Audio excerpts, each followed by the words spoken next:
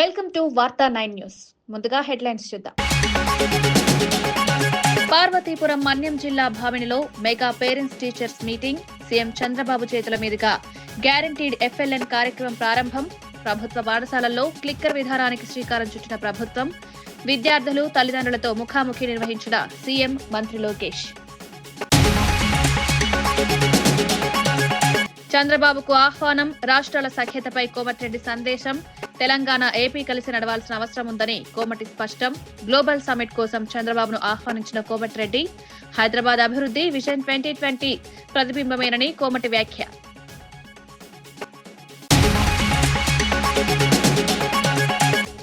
Parakamani case విచారణలో పాక్షికత స్పష్టమని Bhumana fire. CID విచారణ రాజకీయ ఒత్తిడికే సాగుతోందని భూమన ఆరోపణ. టీడీపీ నేతల అబద్దాలకు భూమన ఘాటు సమాధానం. నన్నే టార్గెట్ చేస్తారా? విచారణపై భూమన తీవ్ర ప్రశ్నలు.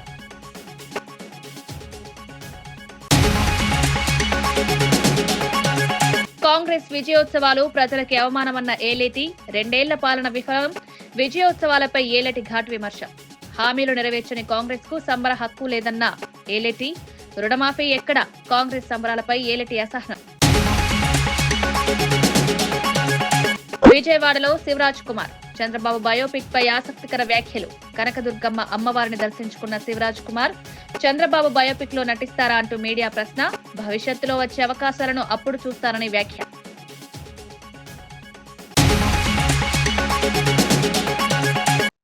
రాష్ట్ర భవిష్యత్తు పూర్తిగా పిల్లల ప్రతిభ, విద్యా నాణ్యతపై ఆధారపడి ఉంటుందని ముఖ్యమంత్రి చంద్రబాబు స్పష్టం చేశారు. తాజాగా ఒక పాఠశాల కార్యక్రమంలో పాల్గొన్న ఆయన విద్యార్థుల జ్ఞానం, అవగాహన, టెక్నాలజీపై పట్టును పరిశీలించి ఆశ్చర్యం వ్యక్తం చేశారు. పిల్లల ప్రతిభను సరిగా దారితీస్తే ప్రపంచ స్థాయిలో తమ సామర్థ్యాన్ని నిరూపించగలరన్నారు. రాష్ట్రంలో విద్యా వ్యవస్థను పూర్తిగా ఆధునీకరించేందుకు ప్రభుత్వం ఇప్పటికే పలు చర్యలు చేపట్టిందని, డిజిటల్ లెర్నింగ్, ఆధునిక తరగతులు, నాణ్యమైన బోధన వంటి అంశాలపై ప్రత్యేక దృష్టి సారిస్తున్నామన్నారు. పిల్లలకు అవకాశాలు, సదుపాయాలు, సరైన మార్గదర్శనం అందితే వారే దేశాన్ని నడిపించే నాయకులుగా ఎదుగుతారని భావిస్తున్నట్లు సీఎం పేర్కొన్నారు. తల్లిదండ్రులు, ఉపాధ్యాయులు, సమాజం కలిసి పిల్లల భవిష్యత్తును నిర్మించాల్సిన అవసరాన్ని కూడా ఆయన గుర్తు చేశారు. ప్రతి సంవత్సరం ఒక ప్రాజెక్టు చేయాలి, గ్రూప్ గా చేయాలి, ఇండివిజువల్ గా చేయాలి.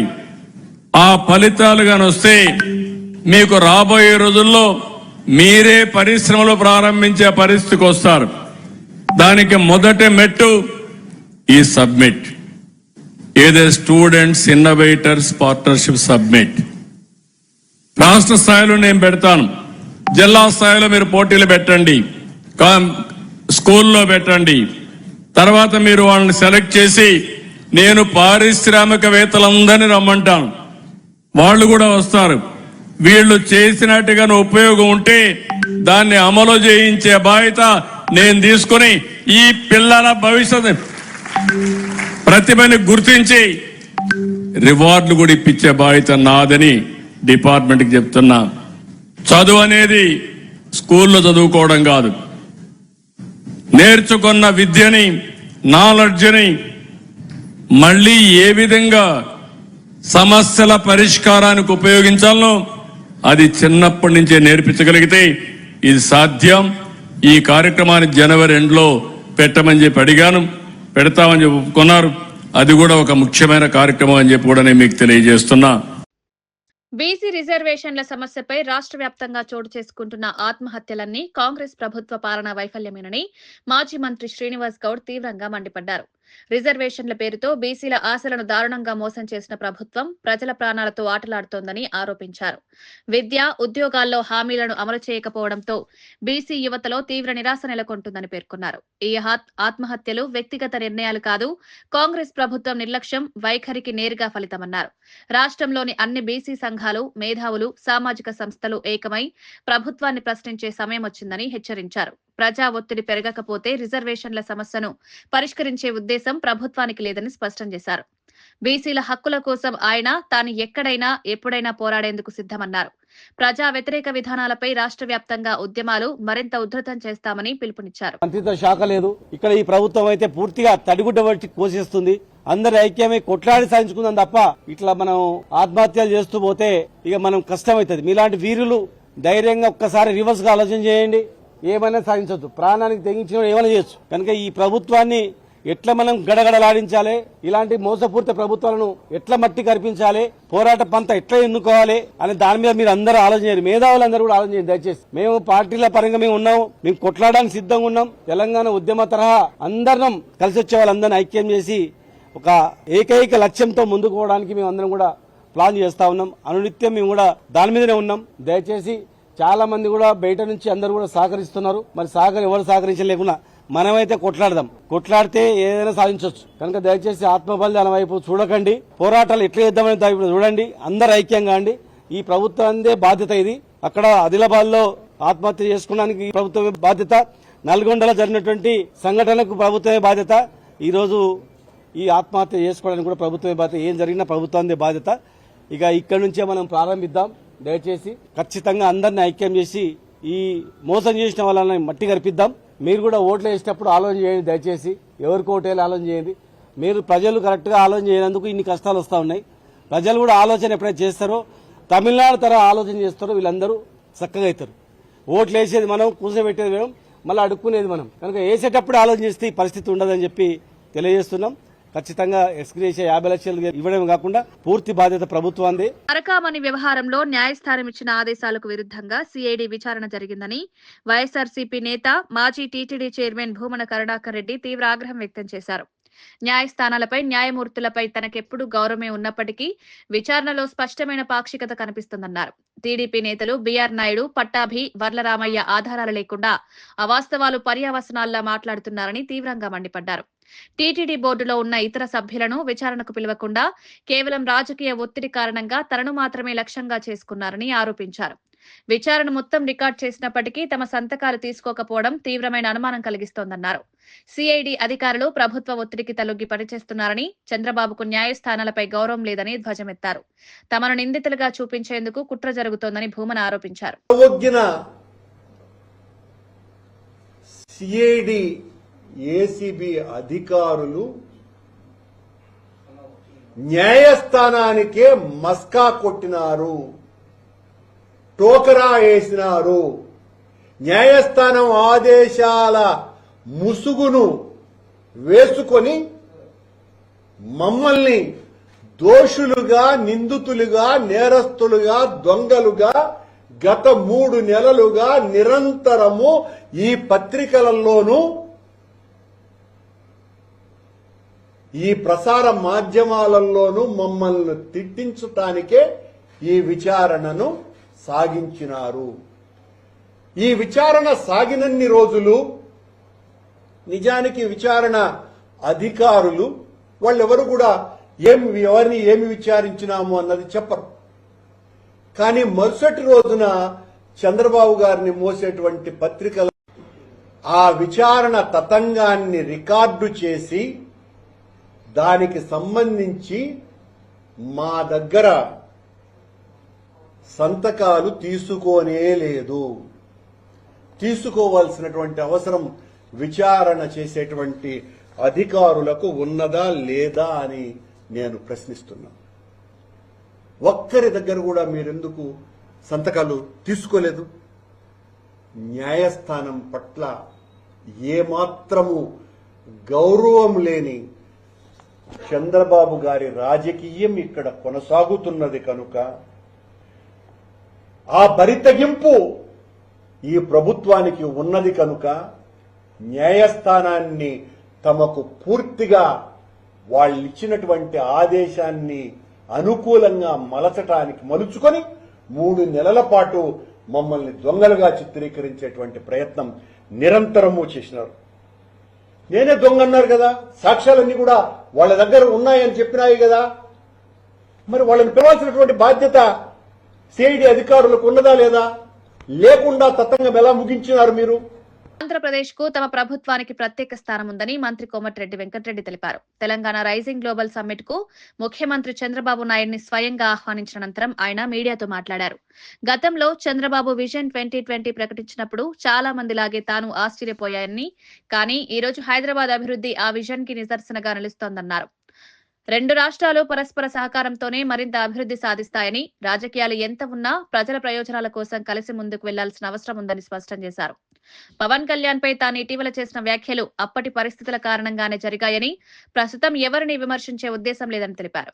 గ్లోబల్ సమ్మిట్ తెలంగాణ భవిష్యత్తుకు కీలకమై ప్రాంతీయ అభివృద్ధిలో రెండు రాష్ట్రాలు కలిసి పనిచేయగల అవకాశాలను ఈ వేదిక చూపిస్తుందని కోమటిరెడ్డి పేర్కొన్నారు. నేను సర్పంచ్ ఎలక్షన్లో బిజీగా ఉన్నా, టైం తీసుకొని రావడం జరిగింది. వారిని ఆహ్వానిస్తున్నాం. తప్పక వస్తారని నమ్మకం ఉంది. వారు వస్తారు. వారి సలహాలు కూడా తీసుకుంటారు. తెలుగు రాష్ట్రాలకు ఒకటి పోటీ పడి అభివృద్ధి చేసుకోవాలి మనం. అందుకనే వారి ఆహ్వానించడానికి నేను యాదగిరిగుట్ట ఎమ్మెల్యే కమ్ అసెంబ్లీలో విప్ గారు, అలాగే ఆదిపట్ల ఏరియాలో ఫ్యూచర్ సిటీ కట్టే ఏరియాలో మాజీ మేయర్ నిరంజన్ రెడ్డి గారు ముగ్గురు రావడం జరిగింది. పోలవరంను చంద్రబాబు సర్వనాశనం చేశారని వైఎస్ఆర్సీపీ నేత అంబటి రాంబాబు తీవ్రంగా విమర్శించారు. 41 మీటర్లకే ప్రాజెక్టు నిలిపివేయడం ఏ బాధ్యత లేనిదైనా నిర్ణయమని, కూటమి నేతలు మౌనంగా ఉండడం అర్థం కాకపోతుందని ప్రశ్నించారు. రాష్ట్ర విభజన చట్టం ప్రకారం పోలవరాన్ని కేంద్రం నిర్మించాలని ఉన్నప్పటికీ డబ్బుల మీద దృష్టితో ఆ బాధ్యతను ఏపీకి బదిలీ చేసుకున్నారని ఆరోపించారు. కాఫర్ డ్యాం నిర్మాణం ఉద్దేశపూర్వకంగా వదిలేసి డయాఫ్రమ్ వాల్ పై అవకతవకలు చేసి 1000 కోట్ల నష్టం కలిగించారని అంబటి మండిపడ్డారు. జగన్ హయాంలోనే స్పిల్వే, కాఫర్ డ్యాం పూర్తి అయ్యాయని, 2017-18 ధరల ప్రకారమే నిర్మాణం కొనసాగేందుకు కేంద్రాన్ని ఒప్పించారని తెలిపారు. మొదటి దశకే కావాల్సిన నిధులను ఎన్నికల ముందు అడ్డుకున్నది చంద్రబాబు కుట్రేనని ఆరోపించారు. రెండో దశ 45.72 మీటర్ల ఎత్తు పూర్తి కాకపోతే ఉత్తరాంధ్రకు నీరు అందదని, పోలవరాన్ని బ్యారేజీ స్థాయికి దిగదార్చారని అంబటి రాంబాబు విమర్శించారు. సర్వశక్తులు ఒడ్డి ఈ ప్రాజెక్టుని కేవలం రాష్ట్ర ప్రభుత్వం యొక్క నిధులతోనే నిర్మాణం చేయాలని ధైర్యంగా ప్రారంభించారు. అలాంటి ప్రాజెక్టు కొనసాగుతూనే ఉంది. అమరావతి ఏమో అంతులేని కథ అయింది. ఈ పోలవరం ప్రాజెక్టు ఏమో ముగింపు లేని కథ అవుతా ఉంది. ఈ రెండిటికి ప్రధానమైన కారణం నారా చంద్రబాబు నాయుడు గారి యొక్క అసమర్థత, అనాలోచిత చర్య. కేవలం డబ్బు సంపాదించుకోవటమే ప్రధాన ధ్యేయంగా పెట్టుకొని పోలవరం ప్రాజెక్టును కూడా సర్వనాశనం చేసే కార్యక్రమాలు చేశారు. సరే, 2004 పూర్వం చేసినటువంటి అవినీతులు, అక్రమాలు అవి పక్కన పెడితే 2014-19లో అధికారంలోకి వచ్చిన తర్వాత చంద్రబాబు నాయుడు గారు ఈ ప్రాజెక్టుని ఒక ఏటీఎం లాగా వాడుకున్నారు. డబ్బులు సంపాదించడానికి ఉపయోగపడేటటువంటి ప్రాజెక్టు, తెలుగుదేశానికి ఉపయోగపడేటటువంటి ప్రాజెక్టుగానే పెట్టారు తప్ప తెలుగు ప్రజలకు జీవనాడిగా ఉండేటటువంటి ప్రాజెక్టుగా దీన్ని తీర్చిదిద్దటంలో ఉద్దేశపూర్వకంగా విఫలమయ్యారు. ఎందుకు ఉద్దేశపూర్వకంగా విఫలమయ్యారని చెప్తున్నానంటే, సరే రాజశేఖర రెడ్డి గారు దీన్ని రాష్ట్రం యొక్క నిధులతోనే పూర్తి చేయాలని భావించిన తరువాత రాష్ట్రం విడిపోవలసిన అనివార్యమైన పరిస్థితి వచ్చినప్పుడు కేంద్ర ప్రభుత్వం ఈ ప్రాజెక్టుని మేమే కడతాం, ప్రతి పైసా కూడా మాదే, మేము పూర్తి చేసి రాష్ట్రానికి ఇస్తాం, ఎందుకంటే హైదరాబాద్ లాంటి ఒక మహాపట్టణాన్ని మీరు కోల్పోతున్నారు కాబట్టి, ఆదాయం తగ్గుతుంది కాబట్టి, మీకు నష్టం జరుగుతుంది కాబట్టి అని భావించి మొత్తాన్ని మేమే కడతామన్నారు. అన్ని టోటల్గా కడతామని చెప్పి విభజన చట్టంలో పెట్టారు. దురదృష్టవశాత్తు నారా చంద్రబాబు నాయుడు గారు ముఖ్యమంత్రి అయ్యారు. విభజన తర్వాత ఆంధ్రప్రదేశ్కి కేంద్ర ప్రభుత్వం కట్టవలసినటువంటి ప్రాజెక్టుని నేనే కడతానన్నాడు. ఒప్పించాడు, వారిని బతిమలాడాడు, బామాలాడు. ఎందుకు కట్టవలసి వచ్చింది? కేంద్ర ప్రభుత్వం కట్టవలసినటువంటి ప్రాజెక్టులు రాష్ట్ర ప్రభుత్వంతోనే వారు నిధులు ఇస్తారు, ఈయన కడతాడు. వాళ్ళు నిధులు ఇస్తారు, ఈయన బిల్లులు చేసుకుంటాడు. ఆయన నిధులు ఇస్తాడు, ఈయన కాంట్రాక్టులు పెట్టుకుంటాడు. కేవలం డబ్బులు సంపాదించాలి అనేటువంటి ఉద్దేశంతో, ఏటీఎంగా పోలవరం ప్రాజెక్టును ఉపయోగించుకోవాలనే ఉద్దేశంతో మాత్రమే నారా చంద్రబాబు నాయుడు గారు కేంద్ర ప్రభుత్వం కట్టవలసినటువంటి ప్రాజెక్టును రాష్ట్ర ప్రభుత్వానికి బదలాయించుకున్నాడు. అక్కడి నుంచి ఎన్ని ఘోరమైన తప్పిదాలు చేశాడో నేను మీకు ప్రత్యేకంగా చెప్పవలసిన అవసరం లేదు. నిర్మాణం చేసేటప్పుడు క్రమాన్ని ప్రకారం ప్రోటోకాల్ ప్రకారం నిర్మాణం చేయలేదు. అనేక సందర్భాల్లో చెప్పాం. ఇవాళ కూడా చెప్తున్నాను. ఇవాళ ఎందుకు చెప్తున్నా అంటే పార్లమెంట్లో ఒక ప్రశ్నకు సమాధానంగా మరి కేంద్ర జలశక్తి శాఖ మంత్రి గారు కొన్ని వివరణ ఇచ్చాడు. దాన్ని ప్రస్తావన చేయటం కోసమే నేను ప్రధానంగా ముందు కొంత ఉపోద్ఘాతం చెప్తున్నాను. చంద్రబాబు నాయుడు గారు ఏది సక్రమంగా చేయలే. కాఫర్ డ్యాము నిర్మాణం చేయవలసింది, కాఫర్ డ్యాములు రెండూ నిర్మాణం చేసి డయాఫ్రమ్ వాల్ కట్టవలసినటువంటి ప్రోటోకాల్ ఉంటే డయాఫ్రమ్ వాల్ కట్టేశాడు. స్పిల్వే కట్టలేదు, స్పిల్ ఛానల్ పూర్తి చేయలేదు, అప్రోచ్ ఛానల్ పూర్తి చేయలేదు, నది డైవర్షన్ పూర్తి చేయలేదు. చివరికి 1000 కోట్లతో సుమారుగా 1000 కోట్లతో నిర్మించినటువంటి డయాఫ్రమ్ వాల్ కొట్టుకుపోయింది. ఎక్కడ జరగదు ప్రపంచంలో. ఇది మన పోలవరంలో జరిగింది, మన చంద్రబాబు నాయుడు గారి వల్ల జరిగింది. అదేమంటే మా మీద రుద్దేటటువంటి ప్రయత్నం చేస్తాడు. అనేక సందర్భాల్లో చెప్పా బహిరంగ చర్చకు సిద్ధము అని, కానీ సమాధానం చెప్పరు. బుకాయించే కార్యక్రమం, ఎల్లో మీడియా ఉంది కదా అని పుంఖాలుగా బుకాయించే కార్యక్రమాలు మా మీద, నా మీద, జగన్మోహన్ రెడ్డి గారి మీద విచ్చలవిడిగా తప్పుడు ప్రచారం చేసేటటువంటి కార్యక్రమాలు చేస్తారు. కేవలం డయాఫ్రమ్ వాళ్ళు కొట్టుకుపోవడానికి కారణం నారా చంద్రబాబు నాయుడు గారు చేశాడు. భవానీపురంలో జరిగిన కూల్చివేత ఘటనపై విజయవాడ వెస్ట్ వైఎస్ఆర్సీపీ ఇన్ఛార్జ్ వెల్లంపల్లి శ్రీనివాస్ తీవ్ర ఆగ్రహం వ్యక్తం చేశారు. చిన్న పిల్లలు, పెద్దలతో ఉన్న ఇళ్లలోని కుటుంబాలను భయపెట్టి బయటకు తరిమేయడం అమానుషమన్నారు. కోర్టు డిసెంబర్ 31 వరకు ఇచ్చిన గడువును నిర్లక్ష్యంగా పక్కన పెట్టి కూటమి ప్రభుత్వ అధికార మదంతో వ్యవహరించిందని ఆరోపించారు. పోలీసులు, రౌడీలు, బ్లేడ్ బ్యాచ్ కలిసి కర్కోటకంలా ఫ్లాట్ కూలగొట్టడం రాష్ట్రంలో ఎప్పుడూ చూడని దారుణమని విమర్శించారు. ప్రజల ఆస్తులను రక్షించాల్సిన ప్రభుత్వం స్వయంగా విధ్వంసానికి పాల్పడడం ప్రజాస్వామ్యానికి మచ్చ అని పేర్కొన్నారు. బాధిత కుటుంబాలు రాత్రికి రాత్రి రోడ్డుపైకొచ్చి తీవ్ర ఆందోళనలు ఉన్నాయని తెలిపారు. బాధితులపై కఠిన చర్యలు తీసుకునే వరకు పోరాడతామని, ప్రజా హక్కుల కోసం వైఎస్ఆర్సీపీ పూర్తిగా ప్రజలతో నిలుస్తుందని వెల్లంపల్లి స్పష్టం చేశారు. నవంబర్ 4నే డిసెంబర్ 31 వరకు కూడా వాళ్ళకి వ్యవధి ఇచ్చారు సుప్రీంకోర్టు నుంచి.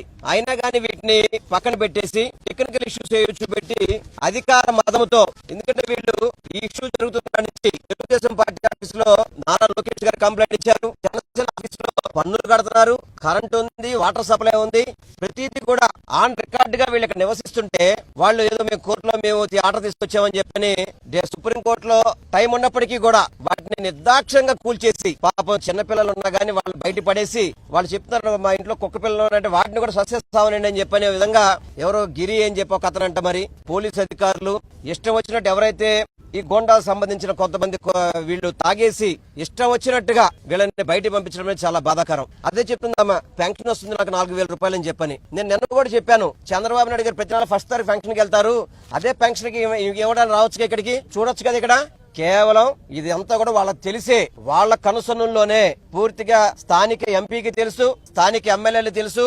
ప్రజాప్రతినిధి అండతోనే ఈ కార్యక్రమం చేపట్టారు. ఇది కూల్చేసిన తర్వాత ఎవరైతే లేడీస్ ని ఇబ్బంది పెట్టి జుట్టు పట్టుకొని లాక్ రావడం కానివ్వండి, చేతులు పట్టుకొని లాక్ రావడం కానివ్వండి, వాళ్ళ పేర్లతో కంప్లైంట్ పెడితే ఇప్పటి వరకు కూడా ఎందుకు కంప్లైంట్ ఫైల్ చేయట్లేదు వాళ్ళ మీద? మీరు వీళ్ళు ఇచ్చిన కంప్లైంట్ ఎందుకు ఫైల్ చేయట్లేదు? ఎందుకు మీరు వన్ సైడ్ గా మీరు నటిస్తున్నారు? వన్ సైడ్ గా ఎందుకు చేస్తున్నారు?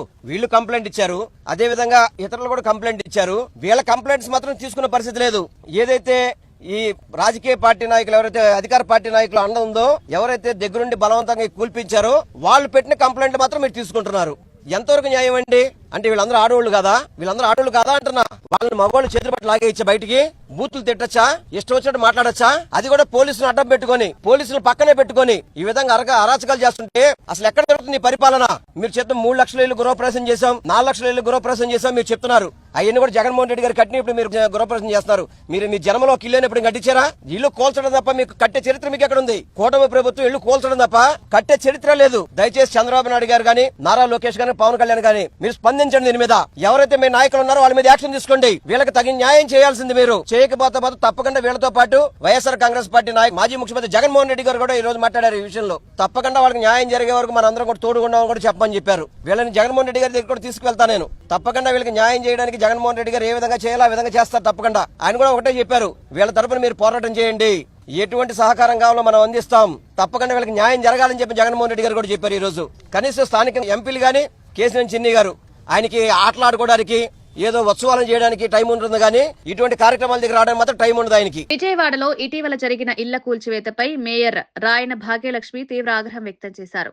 ప్రజలు బ్యాంకు లోన్లు తీసుకుని రిజిస్ట్రేషన్లు జరిగి కార్పొరేషన్ బిల్లులు చెల్లించి పూర్తి స్థాయి చట్టపరమైన హక్కులు కలిగి ఉన్నప్పటికీ ప్రభుత్వం ఒక్కసారిగా బుల్డోజర్లు పంపించడం అతి దారుణమని పేర్కొన్నారు.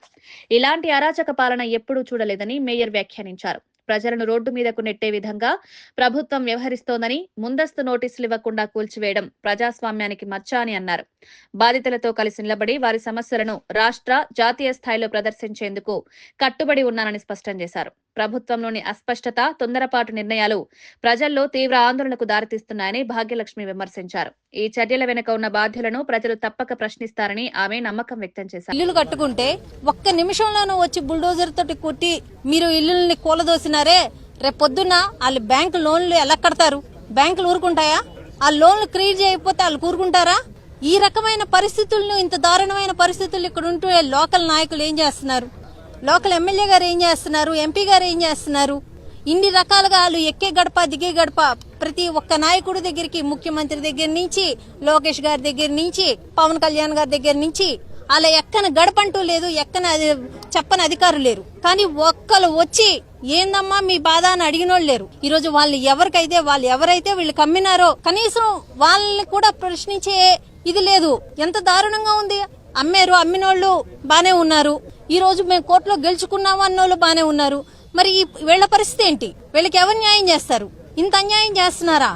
ఇంత దారుణమైన పరిస్థితులను నెలకొల్పుతుంటే, ఒక సిటీలోని ఇలాంటి దారుణమైన పరిస్థితులను నెలకొల్పుతుంటే బీసీ రిజర్వేషన్ల అంశంపై ముఖ్యమంత్రి రేవంత్ రెడ్డి, టీపీసీసీ అధ్యక్షుడు మహేష్ కుమార్ గౌడ్ పై బీసీ సంఘాలు చేస్తున్న విమర్శలు సరైనవి కావని Hyderabad market committee vice chairman Kotla Srinivas స్పష్టం చేశారు. బీసీలకు న్యాయం చేసే దిశగా నిజాయితీగా పనిచేస్తున్న ఏకైక ప్రభుత్వం కాంగ్రెస్దేనన్నారు. ఎన్నికల్లో ఇచ్చిన హామీలను అమలు చేయడానికి ప్రభుత్వం క్రమబద్దమైన విధానంతో ముందుకు సాగుతుందని, ఆ ప్రక్రియను అర్థం చేసుకోకుండా విమర్శలు చేయడం తగదని పేర్కొన్నారు. బీసీల అభివృద్ధి, విద్య, ఉద్యోగాలు, ఆర్థిక శక్తివంతీకరణ కోసం ప్రత్యేక చర్యలు ఇప్పటికే ప్రారంభమయ్యాయని తెలిపారు.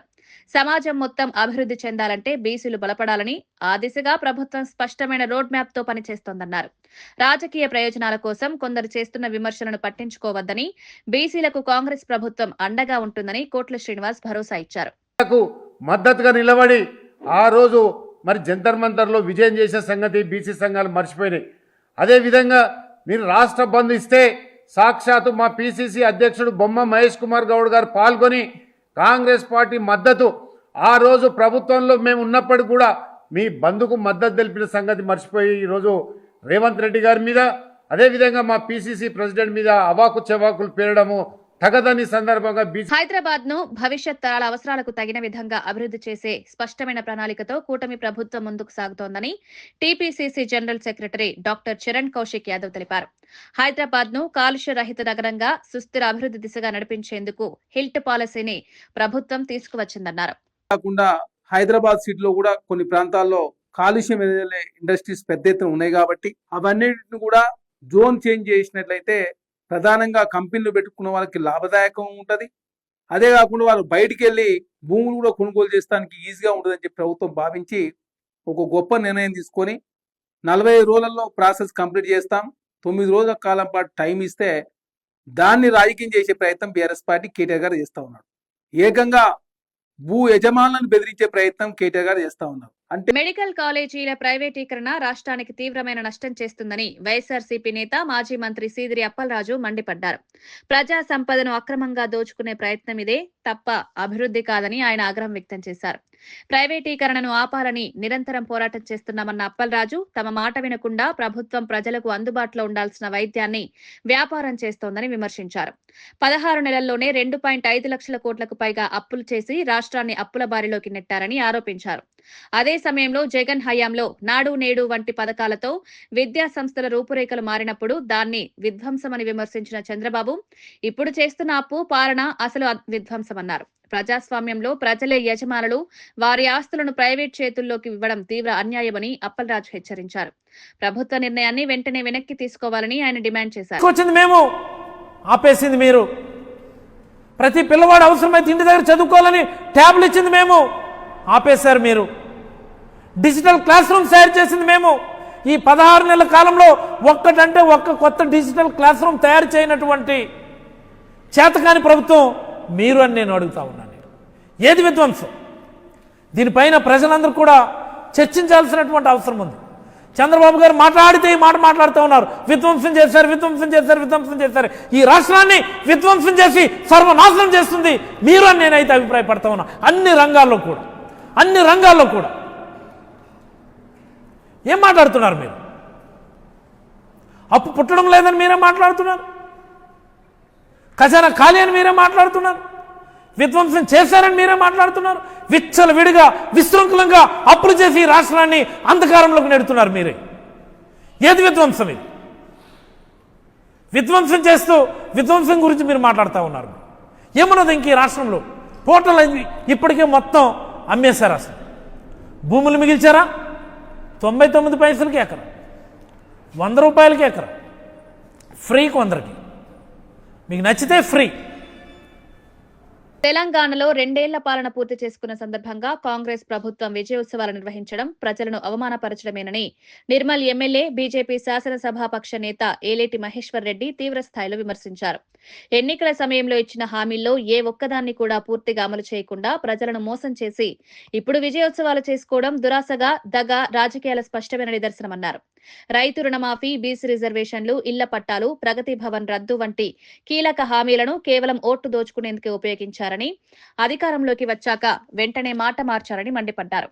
నిరుద్యోగులకు న్యాయం చేయకపోవడం, ప్రభుత్వ ఉద్యోగ నియామకాలు నిలిచిపోయిన పరిస్థితి, ధరలు పెరుగుతుండటంతో ప్రజలు ఇబ్బందులు పడుతున్నా ప్రభుత్వం కేవలం ప్రచార కార్యక్రమాలకే ప్రాధాన్యమిస్తుందని విమర్శించారు.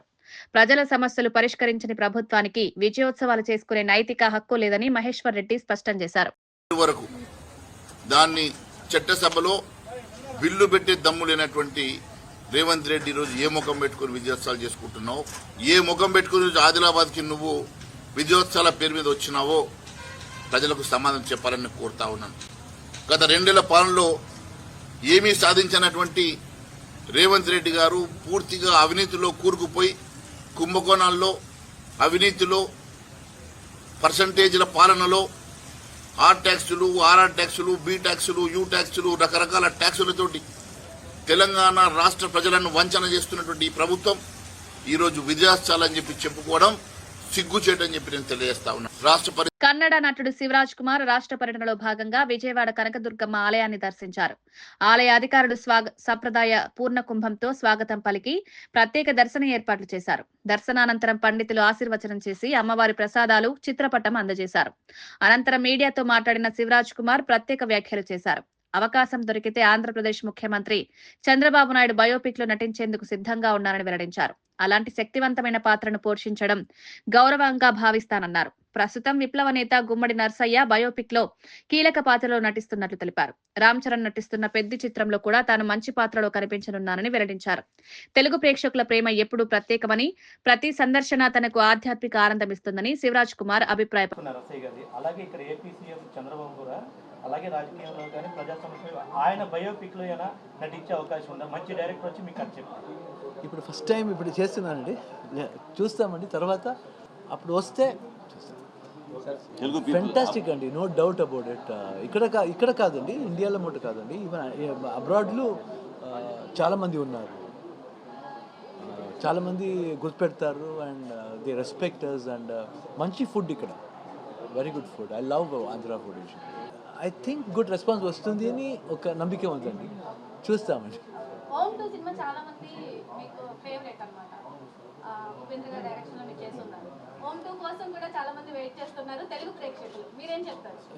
ఉపేంద్ర అలాగే ఉపేంద్ర చెప్పానండి, ఉపేంద్ర ప్లీజ్ స్టోరీ చేయండి ఓమ్ 2ని, వస్తుంది ఓమ్ 2.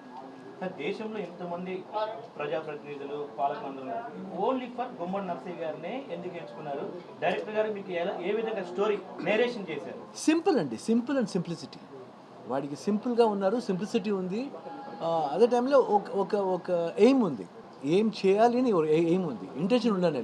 సింపుల్ అండ్ సింప్లిసిటీ ఉంటే చాలండి, చాలండి. ఇప్పుడు అది ఒక ఎయిమ్ ఉండాలి, ఎందుకాగి ఎలాగ ఉండాలి. సో ఒక ఎయిమ్ ఉంది ఈ సబ్జెక్ట్లో.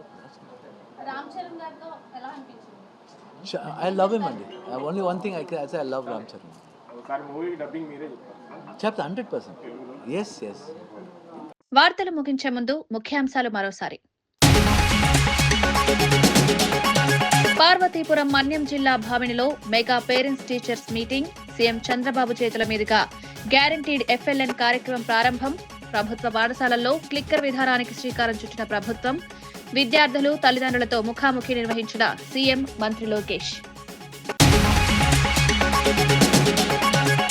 చంద్రబాబుకు ఆహ్వానం. రాష్ట్రాల సఖ్యతపై కోమటిరెడ్డి సందేశం. తెలంగాణ, ఏపీ కలిసి నడవాల్సిన అవసరం ఉందని కోమటి స్పష్టం. గ్లోబల్ సమ్మిట్ కోసం చంద్రబాబును ఆహ్వానించిన కోమటిరెడ్డి. హైదరాబాద్ అభివృద్ధి విజన్ 2020 ప్రతిబింబమేనని కోమటి వ్యాఖ్య.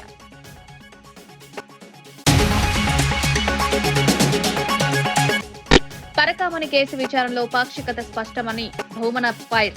సిఐడి విచారణ రాజకీయ ఒత్తిడికే సాగుతోందని భూమన ఆరోపణ. టీడీపీ నేతల అబద్దాలకు భూమన ఘాటు సమాధానం.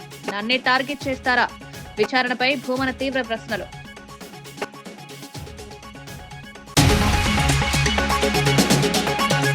కాంగ్రెస్ విజయోత్సవాలు ప్రజలకి అవమానమన్న ఏలేటి. 2 ఏళ్ల పాలన విఫలం.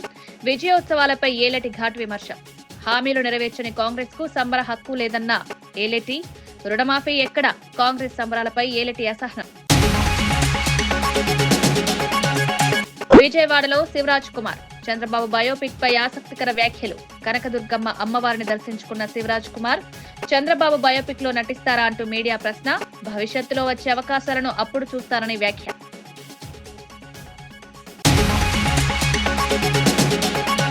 ఇవి ఈనాటి వార్తా విశేషాలు. మరో బులెటిన్లో మళ్ళీ కలుద్దాం.